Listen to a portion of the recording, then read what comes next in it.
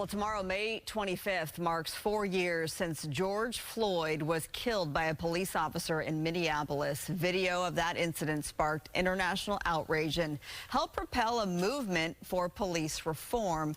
Selwyn Jones is George Floyd's uncle, and he has been advocating for positive change since his nephew's death. Selwyn Jones joins me now.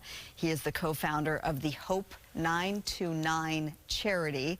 Sir, Mr. Jones, we thank you so much. And of course, all these years later, sorry for your loss. Well, you know, I appreciate you having us on today and giving us an opportunity to say thank you for what you do. Absolutely. So let's first talk about, give us a summary, if you will, of what Hope 929 is all about. And that 929 is significant.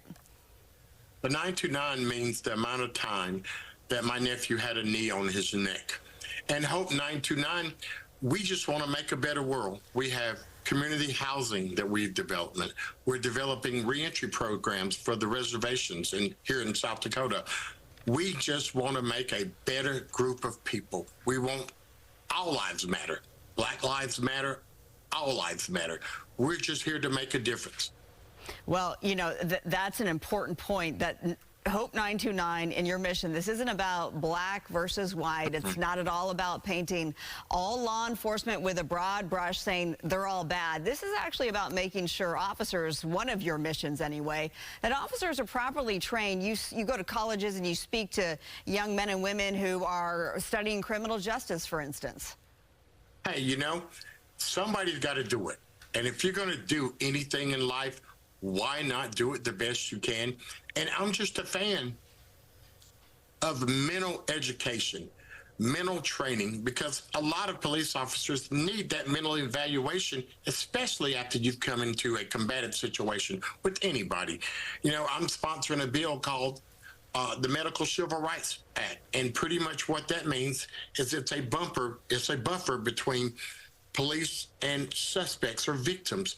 Once my nephew would have hollered, "I can't breathe," they would have had to have sat him up in a prone position and gave him medical attention.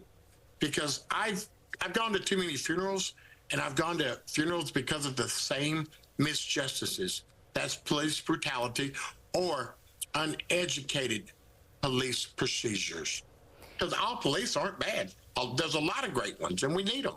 Yeah. But it's the ones that overstep their power are the ones that offend me and affect me.